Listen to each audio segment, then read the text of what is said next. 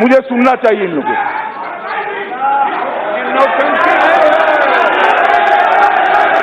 कल्याण बनर्जी नौटंकी मत करो। बैठ जाइए कल्याण बनर्जी।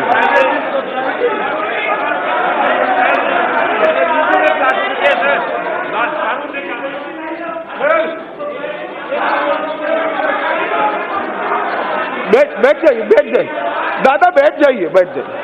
मान्यवर, ये बिल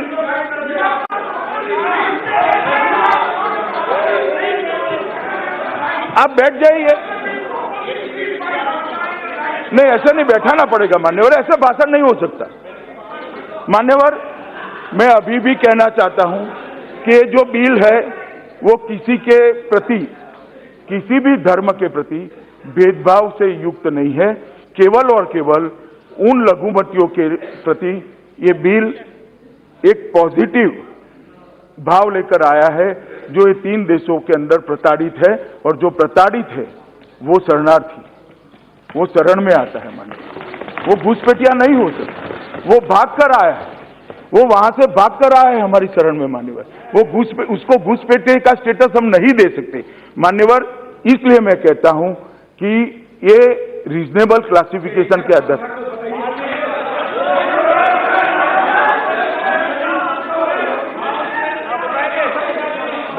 बताएंगे का जवाब सुनो।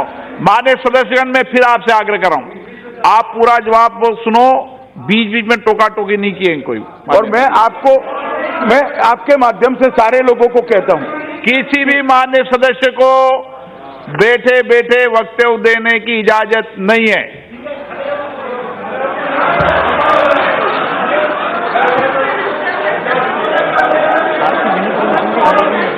अब माननीय सदस्य आसन की बिना परमिशन के खड़े होने की इजाजत भी नहीं है।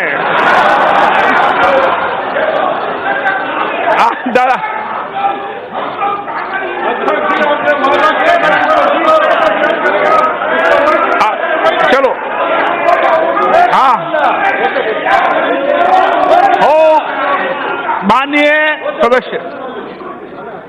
माननीय अध्यक्ष जी, मैं सबको कहना चाहता हूं कि अध्यक्ष जी जो अनुमति देंगे वो सारे सवालों के जवाब मेरे भाषण के बाद भी दूंगा। कृपया मेरे भाषण में आप मुझे बोलने दीजिए। बाद में आप सवाल पूछे दादा, बीच में खड़े मत हो। तो ये बिल ना आर्टिकल 14, ना 21, ना 25 किसी का वायोलेशन करता है मान्यवर। ये पूर्ण रूप से संविधान की दृष्टि से ये बिल ठीक है। अपने मनीष जी ने कहा कि यूएन कन्वेंशन ऑन रेफ्यूजीज और यूएन प्रोटोकॉल ऑन रेफ्यूजीज 51 और 67 का हमने साइन किया है। हमने कभी साइन नहीं किया है।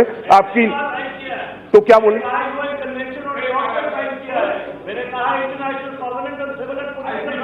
नहीं, वो ठीक है, मगर हमने कोई रेफ्यूजी पॉलिसी को स्वीकार नहीं किया है।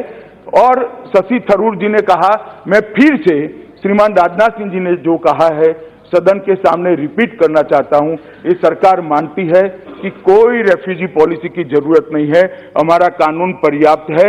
भारत सरकार तय करे वो सारे रेफ्यूजी को शरण दे। कोई रेफ्यूजी की जरूरत नहीं, पॉलिसी की जरूरत नहीं। उन्होंने कहा, बहुत अच्छा इतिहास का उदाहरण दिया कि पारसी गुजरात के किनारे आए, एक दूध का ग्लास भेजा राजा ने, उन्होंने अंदर शक्कर डाली और उन्होंने कहा कि हम घुल मिल कर रह जाइए, ये हमारी परंपरा है। पारसी को स्वीकार लिया।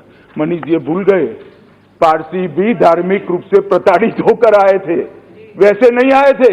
जब उनको ईरान से भगाया गया, उनका धर्म, पारसी धर्म अस्तित्व में खतरे में आया, तब भारत ने शरण दी थी। और आज भी जो जिनको धर्म खतरे में आया, जिनको अपने परिवारों का प्रोटेक्शन करना था, वो आए, उन्हीं को हम शरण दे रहे हैं। मनीष जी, आपने जो उदाहरण दिया वो आपके ही दलील के खिलाफ है। उन्होंने किया, कहा भाई, नहीं, मैं उदाहरण की बात कर रहा हूं। माननीय अध्यक्ष जी, उन्होंने एक बड़े शान से एक शेर पढ़ा कि लम्हों ने खता की थी, और सदियों ने सजा पाई थी। मैं यही कह रहा हूं, लम्हों ने सजा की थी, लम्हों ने गलती की थी, खता की थी और सदियों ने सजा पाई है। मगर अब ये नरेंद्र मोदी जी प्रधानमंत्री है, लम्हों की खता अब नहीं होगी, ना सदियों तक सजा प्राप्त करने का मौका आएगा। मान्यवर, ये खता हम नहीं करने वाले, ये खता हम नहीं करने वाले हैं। किसी भी व्यक्ति को अपने परिवार की बहन बेटियों को, बहुओं को बचाने के लिए यहाँ ना पड़े और हम न लें, उसका धर्म बचाने के लिए यहाँ ना पड़े और हम न लें, हम उसको नागरिकता दें, ये गलती हम नहीं कर सकते। मान्यवर, हम जरूर उनको स्वीकारेंगे, संवैधानिक सम्मान भी देंगे और पूरे विश्व के सामने सम्मान के साथ खड़े करेंगे। उन्होंने कहा कि 2 नेशन थ्योरी श्री सावरकर की थी या नहीं थी, इस विवाद में मैं जाना नहीं चाहता, मगर जिन्ना साहब ने जब 2 नेशन थ्योरी इवॉल्व करी, प्रसारित करी और विभाजन हुआ, आप कांग्रेस पार्टी ये बताए भला विभाजन क्यों स्वीकार किया? रोका क्यों नहीं? क्यों रोका नहीं? तो किसने साइन किया? मान्यवर, महात्मा गांधी ने कहा था, महात्मा गांधी ने कहा था कि इस देश के अगर टुकड़े होंगे तो गांधी जी के मृतदेह पर होंगे, और कांग्रेस पार्टी ने धर्म के आधार पर इस देश के विभाजन को स्वीकार कर ये सारी चीजें आज इसके आधार पर, मान्यवर, धर्म के आधार पर देश का विभाजन कांग्रेस पार्टी ने स्वीकार किया था। ये ऐतिहासिक सत्य है, इसको कोई नकार नहीं सकता। मान्यवर,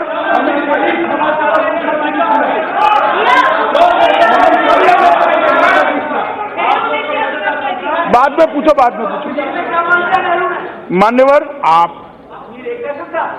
मान्यवर दयानिधि मारन जी ने कहा कि आप पाक ऑक्यूपाई कश्मीर को मानते हो, उसके नागरिकों को नहीं मानते हो।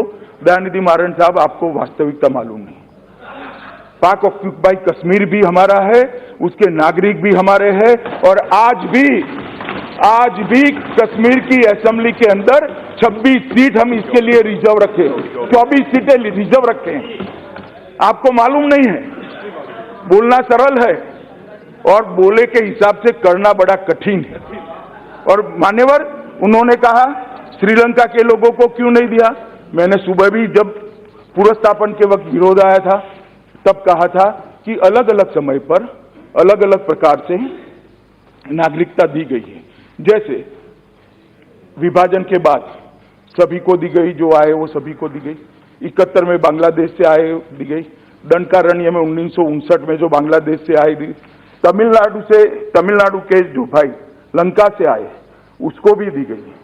3 लाख लोगों को उनकी प्राकृतिक वृद्धि के साथ श्रीलंका की नागरिकता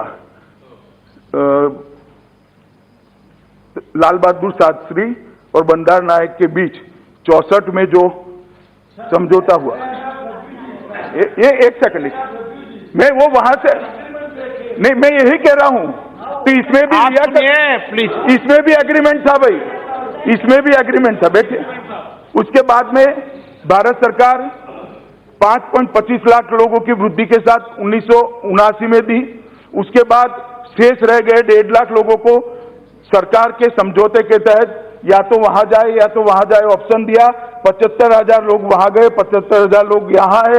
ये जब नागरिकता दी लंकन तमिलों को, तब बांग्लादेश वालों को नहीं दी थी, पाकिस्तान वालों को नहीं दी थी। युगांडा से आए तब बांग्लादेश वालों को नहीं दी थी, अफगानिस्तान वालों को नहीं दी थी, पाकिस्तान वालों को नहीं दी थी।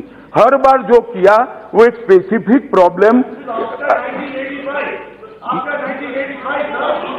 पहले मुझे सुन लो ना भाई, आप बाद में पूछेगा। मान्यवर, जब भी नागरिकता के बारे में कोई इंटरवेंशन हुआ है, एक स्पेसिफिक प्रॉब्लम को सॉल्व करने के लिए हुआ है। युगांडा के लिए जब नागरिकता दी तब देश भर से, दुनिया भर से आए सारे लोगों को नागरिकता नहीं दी थी, सिर्फ युगांडा से जो भारतीय आए थी। इसलिए इस बार ये 3 देशों से जो धार्मिक लघुमती आई है, इसको नागरिकता दी है। किसी को भी किसी को भी नागरिकता न देने का कोई इसमें दुर्भावना नहीं है, ना तमिलों को है, ना लंका से आए हुए शरणार्थियों को है। क्योंकि ये एक 3 देशों के जो धार्मिक शरणार्थी आए हैं उनको एड्रेस करने के लिए ये लेकर आए, इसलिए हो रहा है। तो इसको भी मैं जरा स्पष्ट करना चाहता हूं। एक उन्होंने कहा कि माइनॉरिटी की व्याख्या बहुत संकुचित है।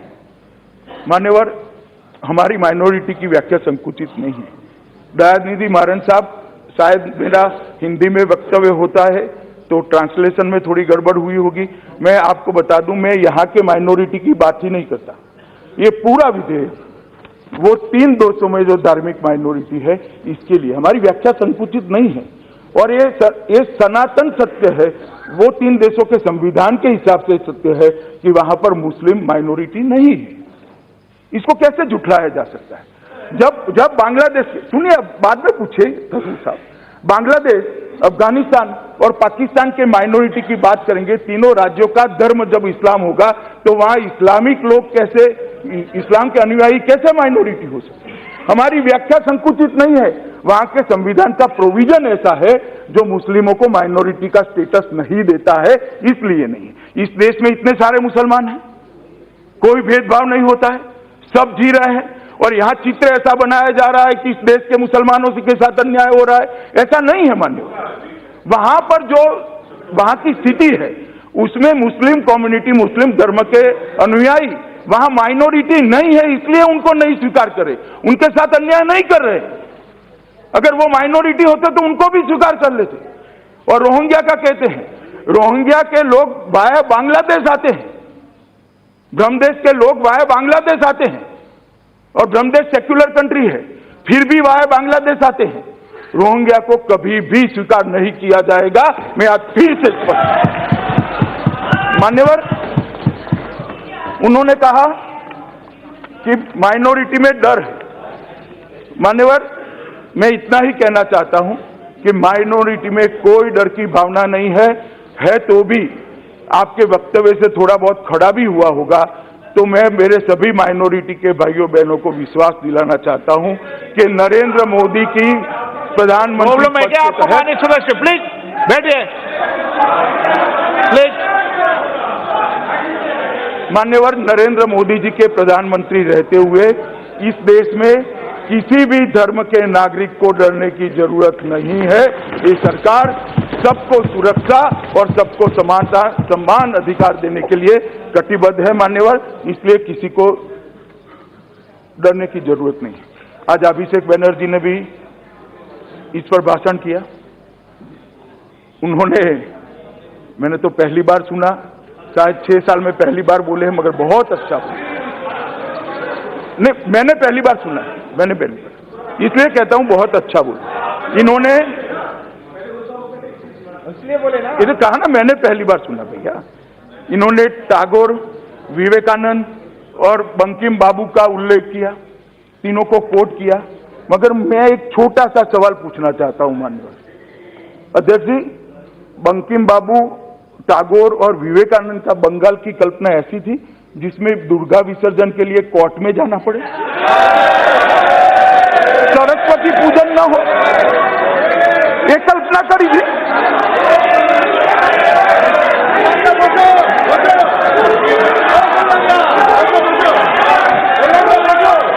आप तो दुर्गा की पूजा करते हैं, बैठ जाएं, बैठ जाओ। No please. मान्यवर, गुस्से क्यों हो रहे हैं? मैंने तो उनको कुछ नहीं कहा, मैंने तो उनको कुछ नहीं कहा, मैंने कहा टीएमसी को कुछ कहा। मान्यवर, मैंने तो टीएमसी को कुछ कहा ही नहीं। नहीं, माननीय सदस्य, प्लीज प्लीज प्लीज प्लीज, दादा प्लीज प्लीज प्लीज, दादा आज तो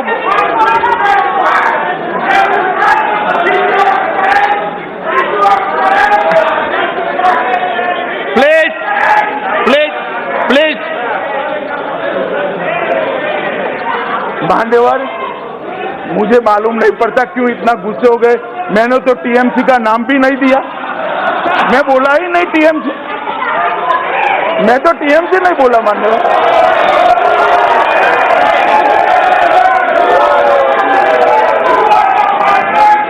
माननीय सदस्य प्लीज प्लीज प्लीज, माननीय please please please please please please please please, आप सब बैठ जाइए। रमेश जी, आप आपस में जवाब पर गृह मंत्री दे। माननीय अध्यक्ष जी, अरे भाई क्यों बोल रहे हैं?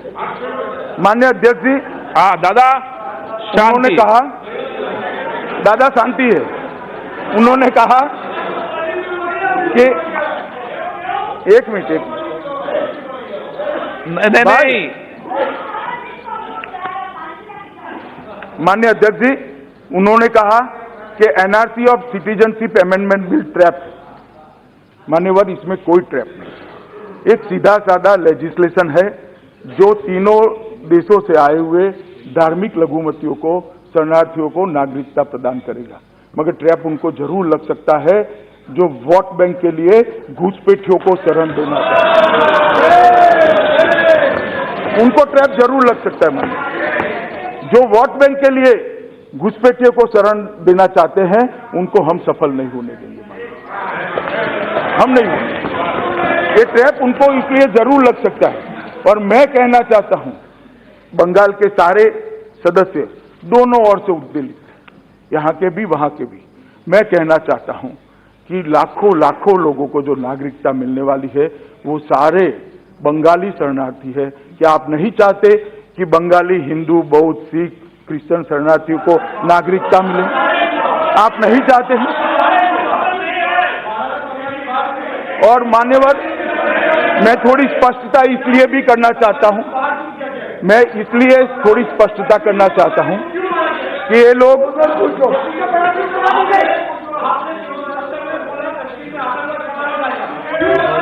प्लीज, माननीय सदस्य प्लीज प्लीज।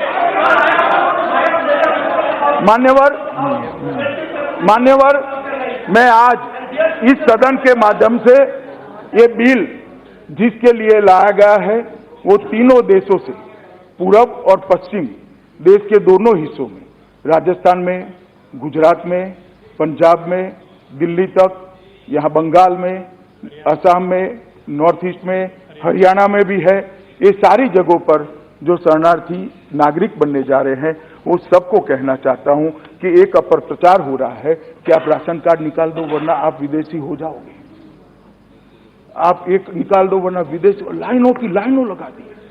किसी को डरने की जरूरत नहीं है, राशन कार्ड हो न हो आपको ये विधेयक शक्ति देगा, आप नागरिक बन सकते हो, किसी को डरने।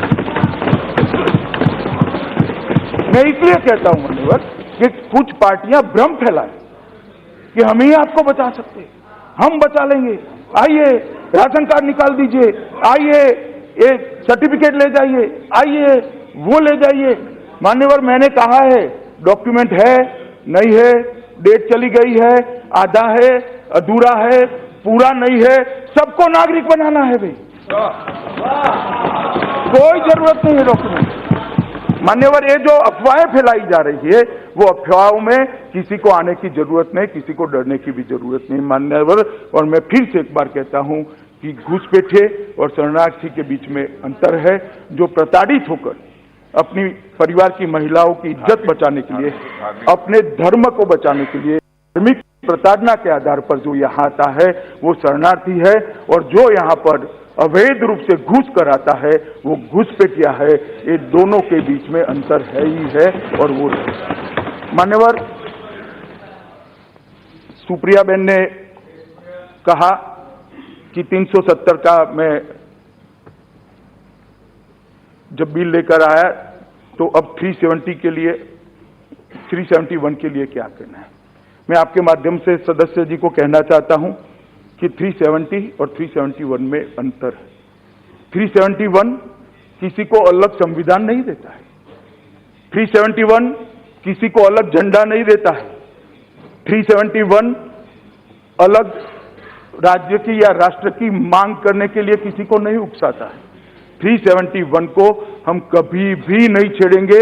पूरे नॉर्थ ईस्ट को मैं आश्वस्त करना चाहता हूं कि 371 को हम कभी भी नहीं छेड़ेंगे। मित्रों, माननीय अध्यक्ष जी, उन्होंने दूसरा कहा कि श्री सन्नाउल्लाह का नाम दिया, इसमें सरकार का कोई दोष नहीं है।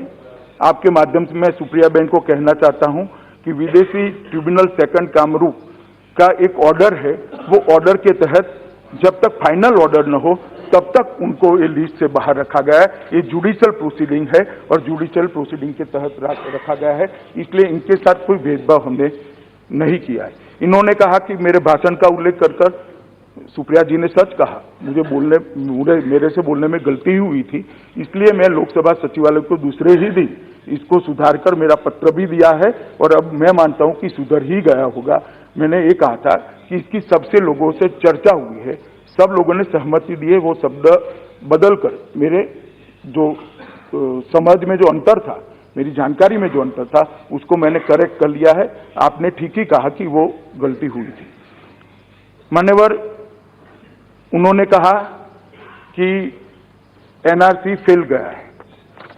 मान्यवर, मैं इस सदन को फिर से एक बार आश्वस्त करना चाहता हूं, जब हम एनआरसी लेकर आएंगे, एक भी घुसपैठिया इस देश के अंदर बच नहीं जाएगा। किसी को चिंता करने की जरूरत नहीं। मैं बड़े अधिकार के साथ कहता हूं। अधीर रंजन चौधरी जी ने जवाब दिया, बिन सांप्रदायिकता जोर जोर से बोलते रहे, मैं भी सुनता रहा क्योंकि अध्यक्ष जी का आदेश था बीच में नहीं बोलना है। मगर साहब, मैं देश की जनता को कहना चाहता हूं, कांग्रेस एक ऐसी बिन सांप्रदायिक पार्टी है, केरल में इसके साथ मुस्लिम लीग पार्टनर है और महाराष्ट्र में शिवसेना पार्टनर। मैंने ऐसी बिन सांप्रदायिक पार्टी मेरे जीवन में नहीं देखी। मान्यवर,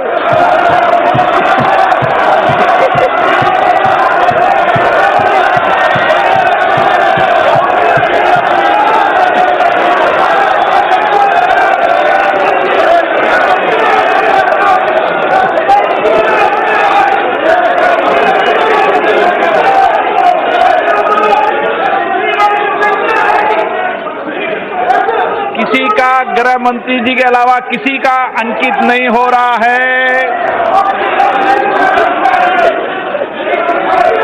माननीय गृह मंत्री जी,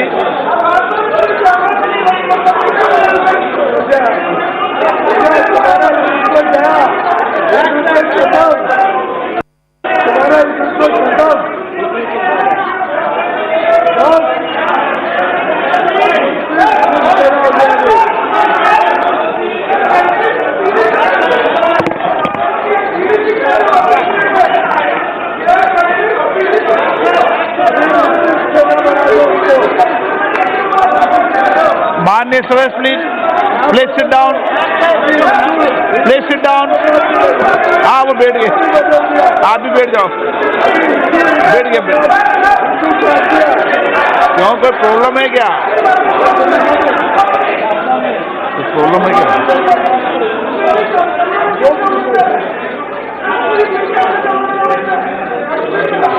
गृह मंत्री जी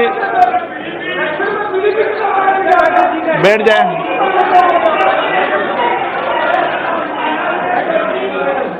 मान्यवर, उन्होंने कहा कि ये 3 देशों को ही क्यों ले रहे हैं, चीन को क्यों नहीं ले रहे, नेपाल को क्यों नहीं ले रहे, आप लंका को क्यों नहीं ले रहे, म्यांमार को क्यों नहीं ले रहे। मान्यवर, मैंने पहले भी कहा कि हर बार नागरिकता पर जब भी इस देश में निर्णय हुआ, कोई एक निश्चित परिस्थिति के आधार पर निश्चित प्रकार के समस्या को हल करने के लिए निर्णय हुआ। ये अभी बांग्लादेश, पाकिस्तान और अफगानिस्तान से जो रिलीजियस माइनॉरिटी आई है, इसके लिए निर्णय है, इसलिए किसी के साथ उसका सवाल नहीं है। दूसरी बात, नेपालियों की जहां तक बात है, मान्यवर, 1950 में 31 जुलाई को भारत नेपाल शांति और मैत्री संधि अनुच्छेद 7 दोनों देश अपने अपने क्षेत्र में दूसरे देश को नागरिकों को निवास, संपत्ति का स्वामित्व, व्यापार, वाणिज्य और समान अधिकार देने के लिए सहमति हुई है और नेपाली नागरिकों को भी अर्जी के आधार पर आज भी आसानी से नागरिकता मिल रही है। इसमें कोई बात नहीं। उनको असम में गोरखा समाज को डिमोटर आज भी दे रहे, पूर्व गृह मंत्री के नोटिफिकेशन के बाद माननीय सदस्य अगर कोई भी बीच में खड़ा हुआ तो उसको किसी को भी क्लैरिफिकेशन की इजाजत नहीं दी जाएगी। धन्यवाद दे दिए। नेपाल के नागरिकों को आज के कानून से भी नागरिकता लेने में कोई तकलीफ नहीं। मान्यवर ओवैसी साहब ने अभी कहा कि एनआरसी का बैकग्राउंड बना रहे हैं। एनआरसी का कोई बैकग्राउंड बनाने की जरूरत नहीं है। हम इस पर बिल्कुल साफ है कि इस देश में एनआरसी होकर रहेगी। कोई बैकग्राउंड बनाने की जरूरत नहीं। बैकग्राउंड है ही हमारा घोषणा पत्र ही बैकग्राउंड।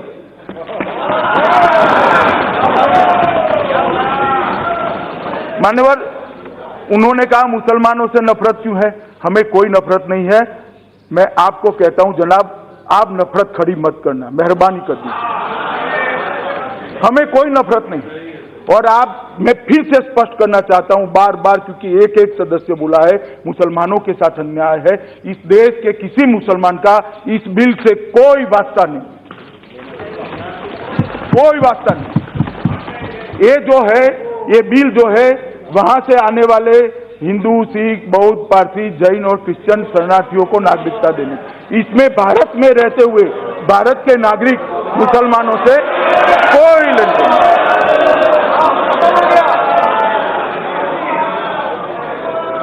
और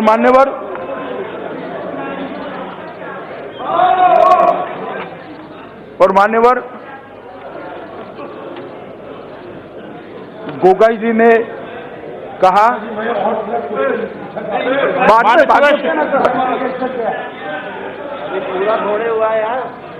मान्यवर गोगाई जी ने कहा कि सारे नॉर्थ ईस्ट के राज्य चिंता में, मगर शायद उन्होंने बाद में भाषण सुन लिए।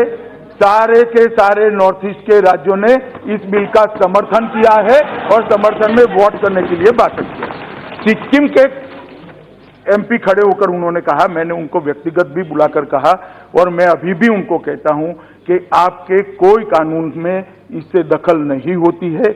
31F आपको अच्छी तरह से प्रोटेक्ट करता है और सीएबी के सारे रूल्स जब तक आपकी असेंबली ओके नहीं करती, 371F आपको प्रोटेक्ट करता है। इसलिए आपको भी चिंता करने की जरूरत है।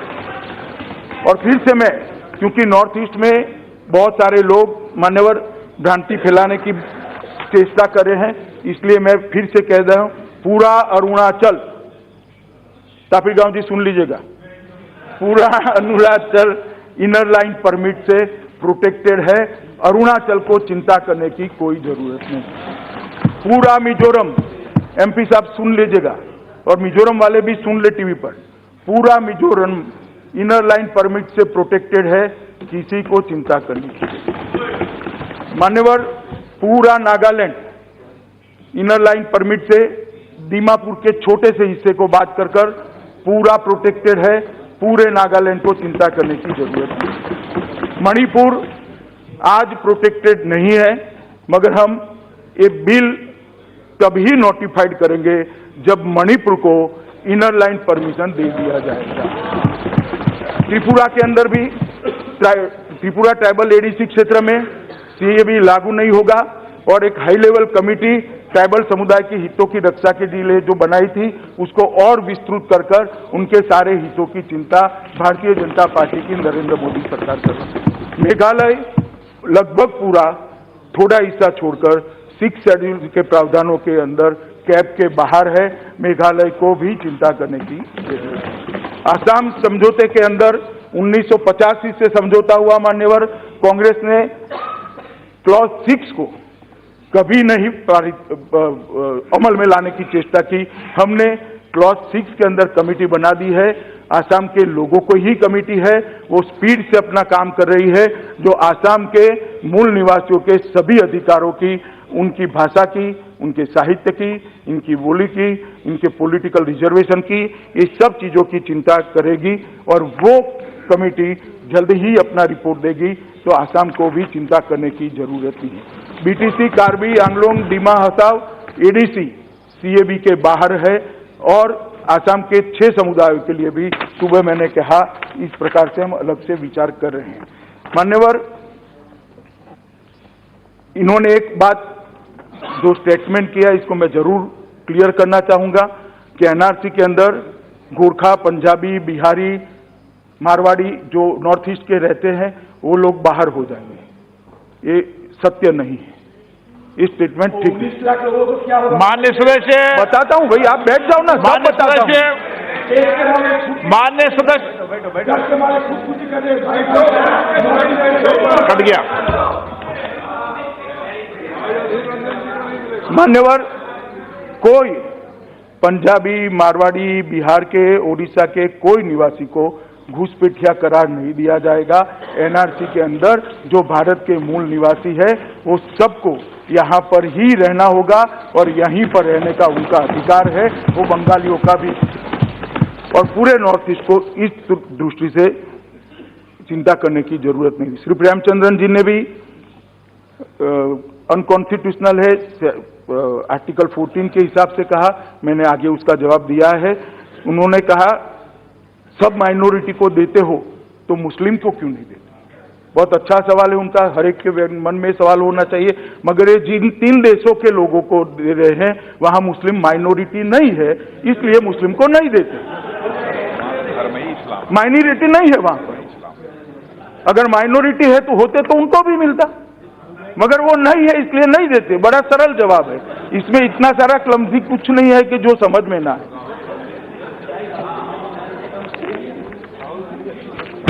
शशि थरूर जी ने कहा कि धर्म के आधार पर नागरिकता नहीं देनी चाहिए। शशि थरूर जी, कांग्रेस के शासन में जितनी बार भी आजादी के बाद सारे शरणार्थियों को नागरिकता दिया वो धर्म के आधार पर ही दिया था। मेरी बात सुन लीजिए, मेरी बात सुन लीजिए, क्योंकि विभाजन ही धर्म के आधार पर हुआ। तो सारे जो शरणार्थी आए थे वो हिंदू, ज्यादातर हिंदू और सिख थे, बहुत जैन पारसी भी थे, थोड़े बहुत क्रिश्चियन भी थे। तो सबको पहली बार सबसे पहले अगर किसी ने नागरिकता देने का काम किया तो श्री जवाहरलाल नेहरू के नेतृत्व में आपकी सरकार, और देश का विभाजन भी धर्म के आधार पर हुआ था। और मैं आज भी कहना चाहता हूं, नेहरू लियाकत समझौता अगर स्पिरिट के साथ लागू होता, वहां के अफगानिस्तान के और पाकिस्तान के सिखों के धर्म की परिवारों की सुरक्षा होती, हिंदुओं की होती, बौद्धों की होती, क्रिश्चियनों की होती, पारसियों की होती, बांग्लादेश के भी होती, तो आज उनको यहां न आना पड़ता। परंतु नेहरू लियाकत समझौता 1950 में जो हुआ वो काल्पनिक समझौता था, वो फेल हो गया, समय की वास्तविकता पर वो खरा नहीं उतरा, और इसके कारण आज नरेंद्र मोदी जी ने ये बिल को लेकर इस सदन के सामने आना। मान्यवर, उन्होंने थोड़ा टॉन्ट में कहा कि पीएम कहते हैं कि सरकार का धर्म संविधान है।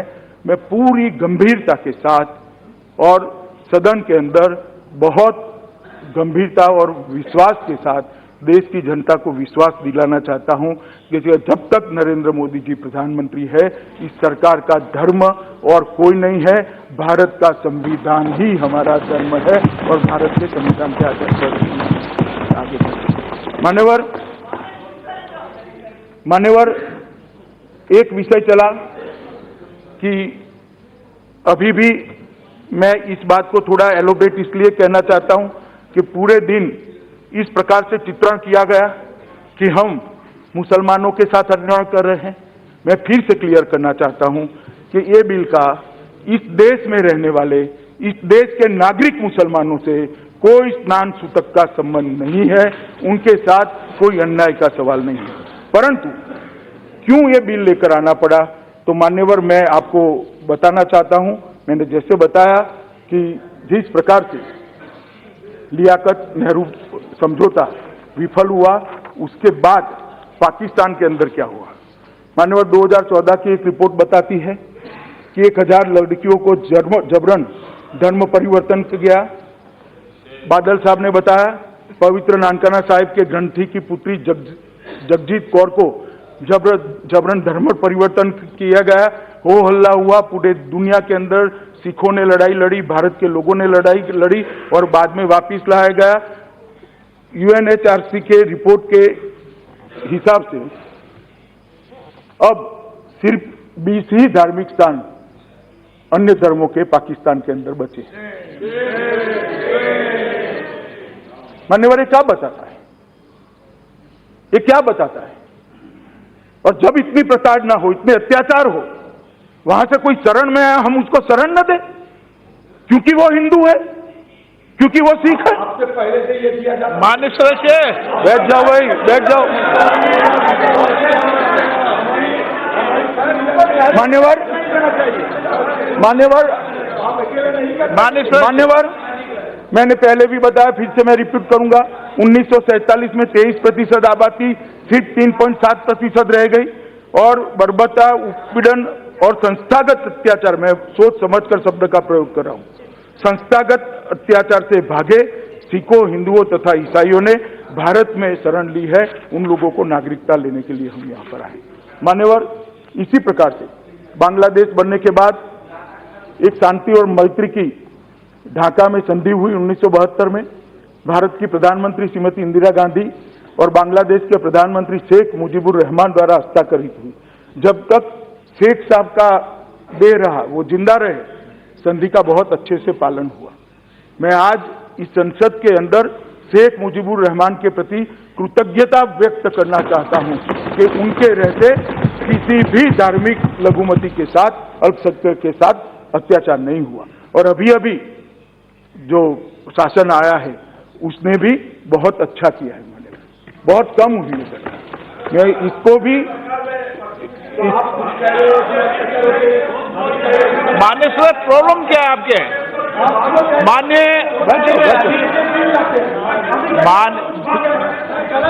बैठ जाओ, बैठ जाओ। माननीय सदस्य, प्लीज प्लीज। हमले में अल्पसंख्यक समुदाय की 200 महिलाओं के साथ सामूहिक बलात्कार किया गया। क्या हुआ है बताता हूं, सुनिए तिरंजन जी, आज सुनिए ना, मैं बताता हूं, सुनिए। शेख मुजीबुर न रहने के बाद क्या हुआ है बताता हूं। BNP खालिदा जिया जी की पार्टी जब आई, गांधी जयंती के दिन नोआखली गांधी जी बंटवारा रोकने के लिए गए थे।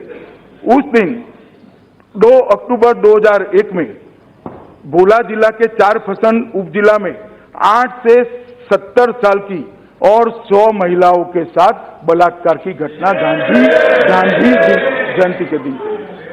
क्या हुआ है बताता हूं। बहुत सारे अत्याचार हुए हैं। अब सुनो भाई, मान्यवर, प्लीज प्लीज, मानिए, प्लीज मानिए, प्लीज मानिए। आप नेता सदन है, इस तरीके निकले। मानिए, आप कांग्रेस के नेता हैं, प्लीज मानिए, मानिए, प्लीज प्लीज मानिए, प्लीज।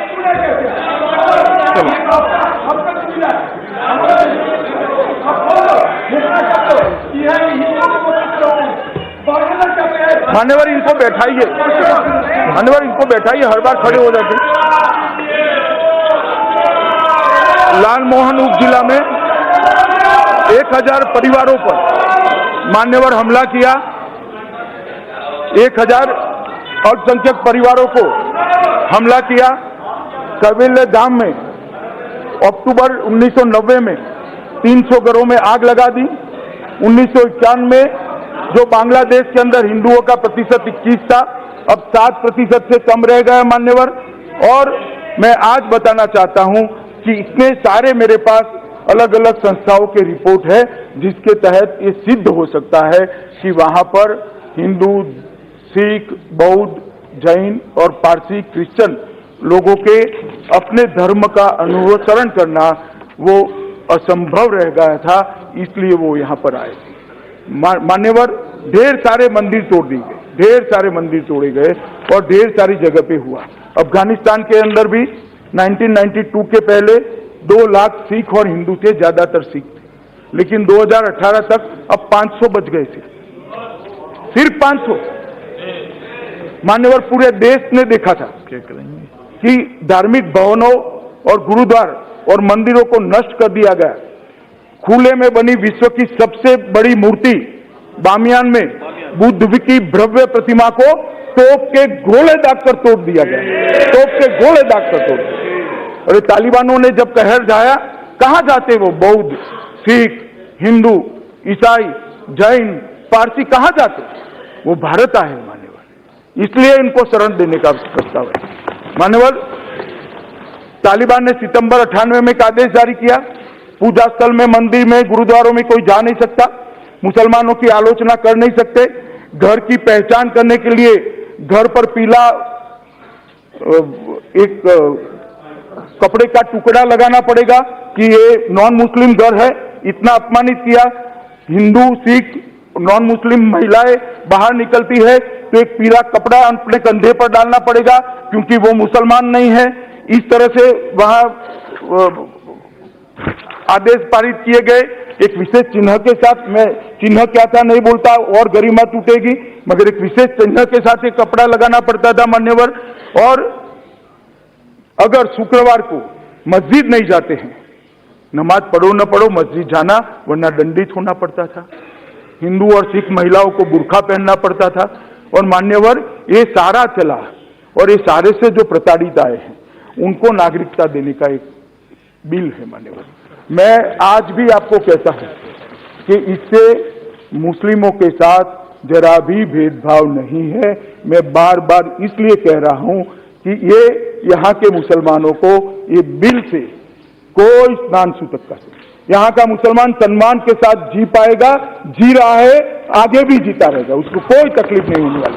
ये बिल केवल और केवल वहां से आने वाले ये 6 धार्मिक लघुमतियों के लिए है। और मान्यवर, इसमें मुस्लिम का समावेश इसलिए नहीं है कि मुसलमान वहां पर धार्मिक लघुमति नहीं। मुझे बताइए, वो इस्लाम को मानता है। मान्यवर,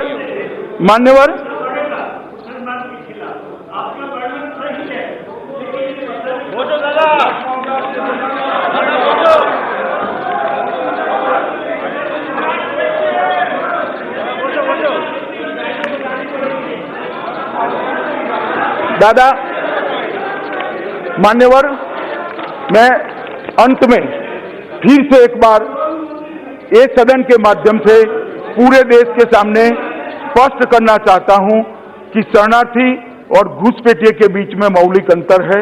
जो धार्मिक प्रताड़ना के आधार पर अपने घर की स्त्रियों की इज्जत बचाने के लिए, स्वधर्म में जीने के लिए, अपने धर्म को बचाने के लिए यहाँ आता है, वो शरणार्थी है।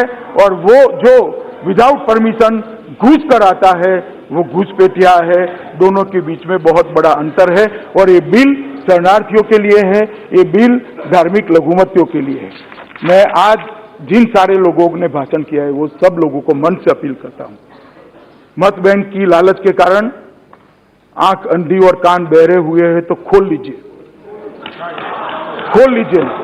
लाखों करोड़ों लोगों को अन्याय हुआ है, लाखों करोड़ों लोगों को अन्याय हुआ है।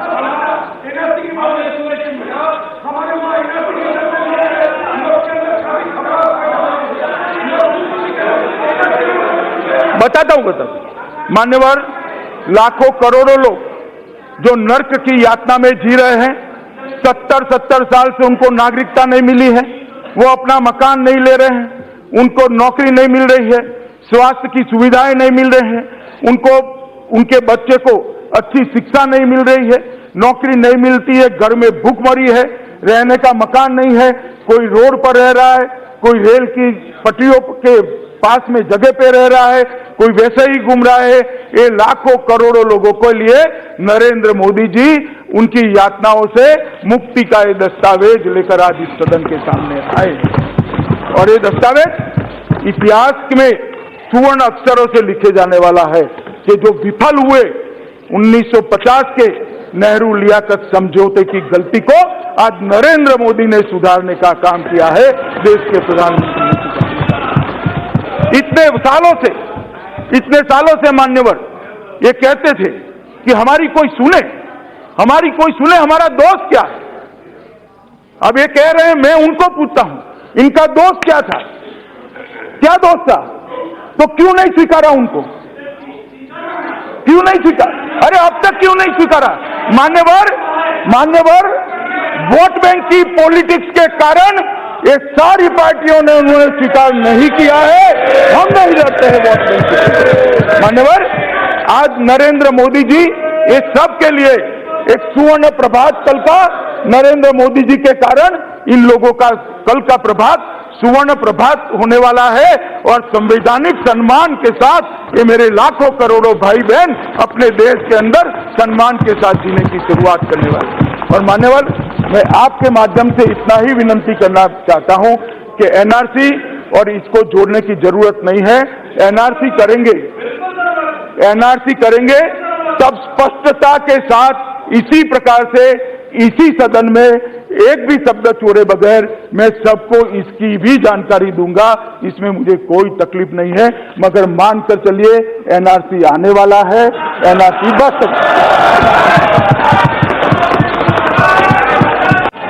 माननीय सदस्यगण, माननीय मंत्री जी ने बड़े विस्तार से सभी सदस्यों का जवाब दिया है। मुझे नहीं लगता कि अब कोई स्पष्टीकरण की आवश्यकता है।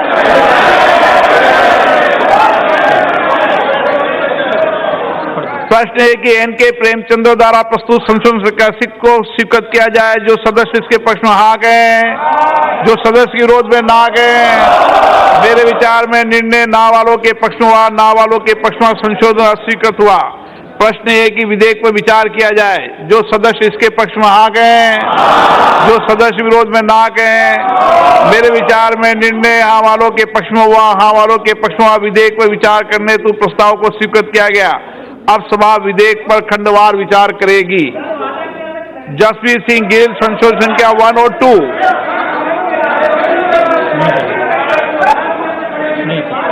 पी.के. कुलनकुट्टी संशोधन संख्या 4।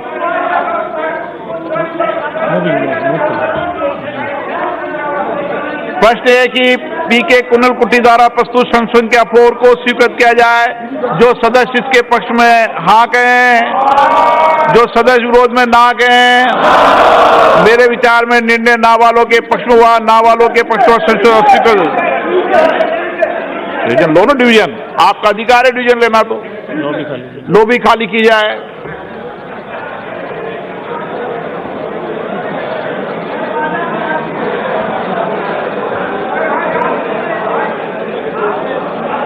आपने बीच में वोट टोका।